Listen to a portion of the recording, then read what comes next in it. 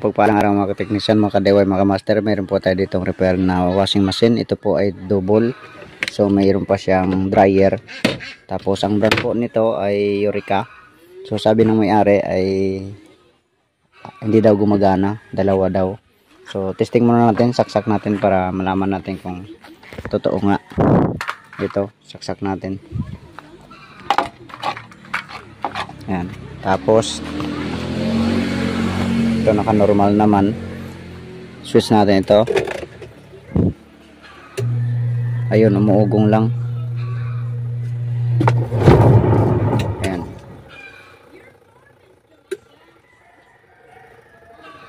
reverse.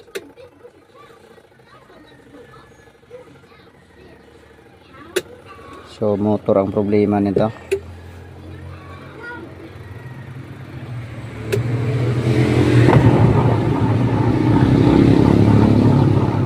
So putol ang kanyang running na winding. Pag hindi siya tinulungan, ayaw gumana. Or pwede rin sa pwede rin itong sa kapasitor.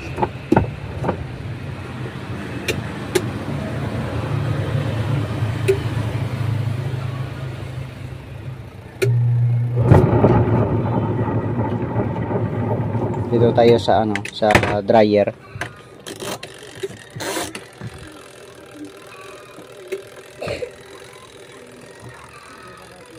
Parang wala rin.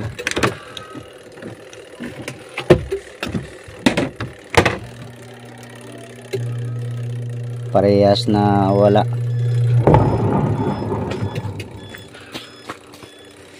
So yung dryer wala rin, ayaw din gumana. Okay, sige, buksan natin ito dito sa likod.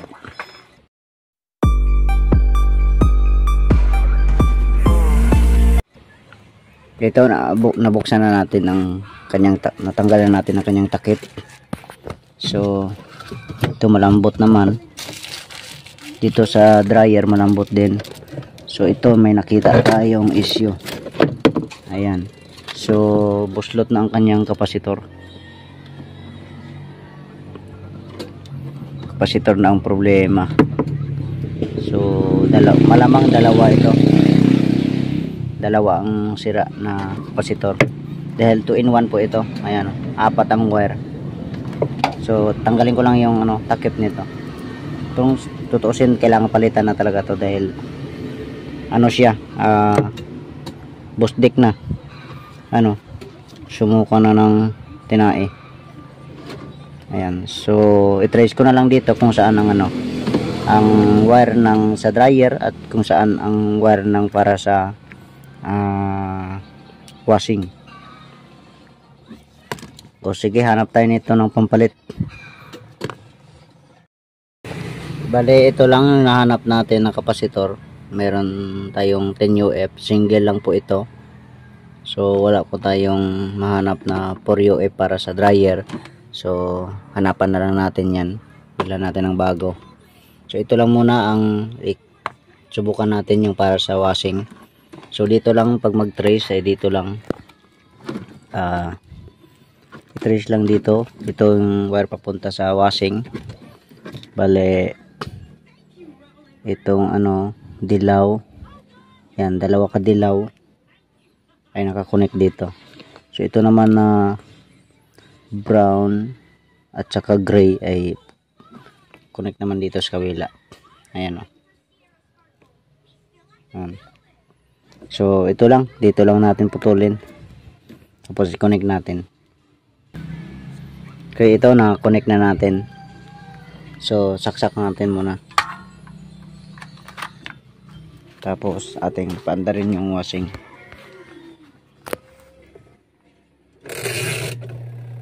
Ayun. Wala pa rin.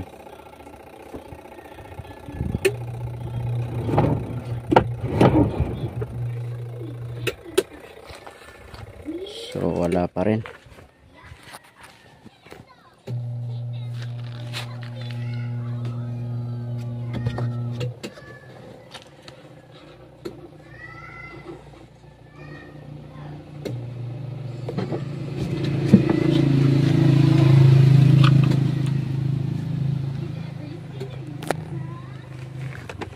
Bakit ganun? So malamang open ang ano nito.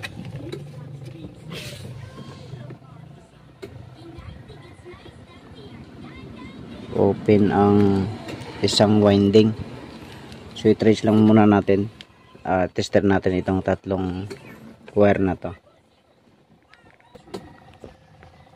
Ito pinutol natin yung wire.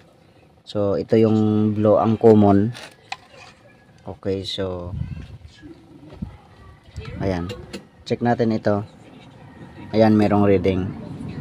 Itong isa, ayun, wala. Walang reading yung isa. So dito naman natin connect yung isa.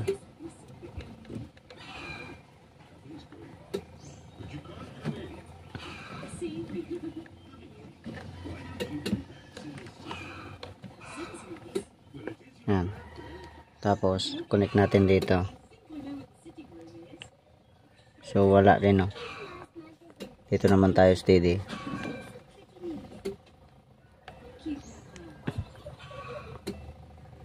Ito, check natin. Ayan, may reading. Itong dalawa may reading. Ito wala talaga. So open ang isang ano, winding. Itong kabila, itong dryer, i-check rin natin ito.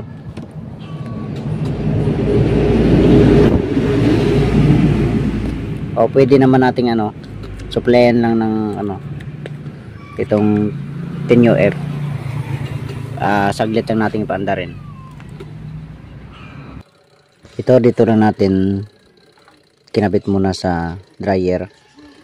So inuna natin yung kanyang timer. So dito tayo, saksak natin ito, saglit lang, tapos ito tayo, focus tayo dito.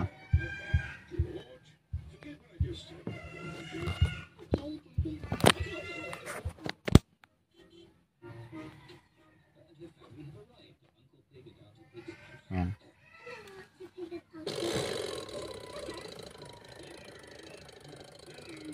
So saksak. Ayun, mandar. So okay siya. Balik kapasitor lang ang problema dito sa kanyang ano, dryer. So itong sa washing na to, parang sa loob talaga ang ano nito. Sa loob ang putol na winding. So buksan natin yan. Ito bali tinanggal muna natin yung ano sa ilalim, yung pinaka disc nya. So ito tanggalin natin itong ano na to, itong motor na to. Tapos silsilin pa natin to dito. Okay, gumawa muna ako ng stand para may pagpatungan tayo nito. Magtanggal tayo ng ano na to, ng rivet nya. So ano lang to, bale sprocket ng tricycle ko.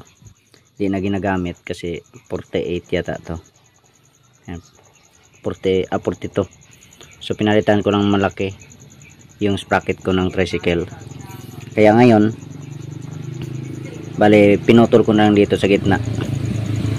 Tapos ang purpose po nito ay ito, bale kaya lang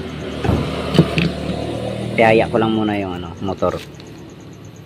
Bale ang purpose nito, ipasok ko siya dito. Ayan.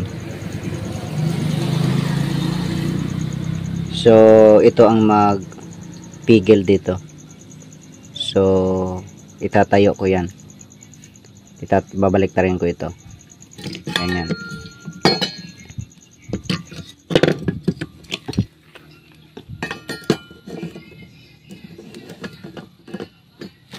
Yan. So silipin ko lang dito sa ilalim kung nakagilid siya, kung nakagilid. Ayan. Tapos pupukpukin ko lang nito. Bali ang ginamit ko po dito ay concrete. Niliit-liitan ko lang para mas makapasok siya.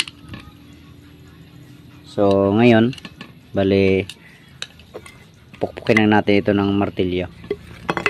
So wala akong ano dito, tripod, kaya i-post ko muna yung video. Hindi po maganda ang kanyang pagkatanggal. So mapansin natin, ayan o. So ang ginawa natin, bale nilagyan natin dito ng space, ang grinder ulit natin para ang kabilaan ang magpigil. So hindi sa gilid lang. So ngayon subukan na natin yan. Bale isa pa lang yung ginawa natin kanina, pinukpok, kaya may 3 pang natira.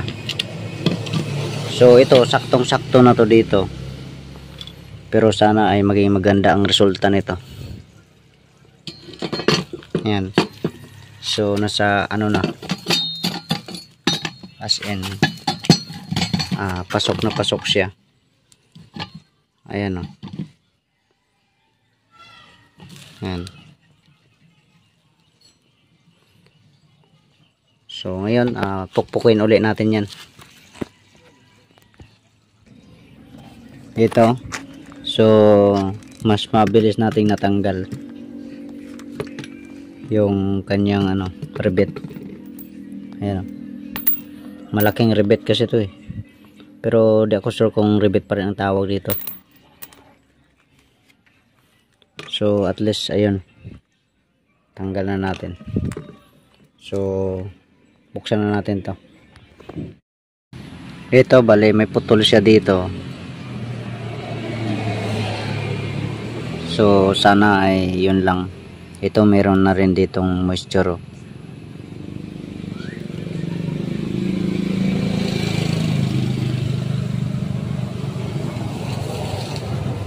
So i-check ko lang ito kung merong reading yan. Ito sukatin natin kung meron nang So ito kanina blue at saka white ang may reading. Ayan. So itong dilaw ang wala. So ito dilaw din dito ang putol. So ito check natin dito. Ayan, so meron na. So idugtong lang natin yan, tapos ibalik ulit. Ito panibagong dugtong natin ito. So ito lang, bali nagkaroon ng moisture. Ayan. Okay, so idugtong ko lang yan, tapos takpan na. Ito bali na dugtong na po natin ang wire at ibalik na natin yung kanyang takip. So dito sa sa nut, sa halip na bumili tayo ng tornilyo, ay alambre na lang ang tinali natin. So nakailang subok na rin man ako nito na ganito rin ang ginawa, pero di na matibay naman, di naman basta-basta maputol, basta hindi lang siya mabasa, kasi diyan madaling maputol pag mabasa na yung alambre. So pag bumili din kasi tayo ng ng tornilyo na may nut, kapag mabasa rin, pag kinalawang, mas mahirap pa yun tanggalin kasi ditread siya. So ngayon pag masira uli, madali lang natin putulin, katingin. So ito malambot naman yung kanyang yan, malambot naman. So ngayon ikabit na natin ito doon. So nakailang ulit na kung gumawa ng ganito rin ang ginawa natin, pero may mga times din na tornilyo ang inilalagay natin. Pero yun nga ang mahirap, ang disadvantage sa tornilyo, kapag kinalawang, ang hirap na siyang tanggalin, lalo na kapag mabasa. So ito, pag mabasa lang ito, or kung sakaling maputol man, madali lang siyang palitan. Di naman basta-basta ito masira, maputol ang alambre. Okay, sige, kabit na natin ito. Ito bali testing lang muna natin, baka mahina ng ikot nito, kaya kailangan natin i-testing bago natin ikabit ang kanyang body.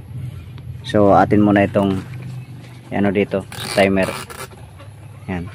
Tapos ito, nakabit natin yung kapasitor. So nakakonect na yan lahat. So saksak natin. Ito. Ayun, mandar.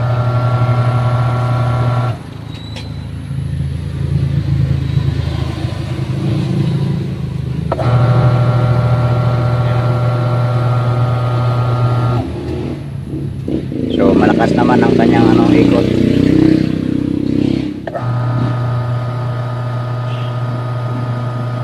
Yan. Okay, so sige. Hanggang dito na lang muna ang natin. Bali, takip na natin ito. Takip na natin yan. Ito, bali, nakabit na natin siya. So ito yung mga kapasitor. Ang ginawa na lang natin sa kapasitor, dahil medyo malayo dito ang bilhan, so dalawang 2UF ay pinagparalin natin para maging 4UF. So ito naman yung para sa washing. So ito bali, dyan lang yan. So ayun, na-install na natin. Ready to testing na ito, or ready to use na. So ito bali, itong sa timer niya para sa dryer, minsan nagluloko, pero okay lang naman to kasi kunting galaw bumabalik naman siya. So alam naman ng may-ari kung paano na ito gamitin. So ngayon bali, ito naka-on na rin yung kanyang timer para sa washing. Saksak na natin ito para malaman natin kung iikot na siya. So ito, saksak natin. Ayun, so umikot na yung kanyang dryer at yung washing. Umikot na rin yung washing niya. Ayan. Ayan.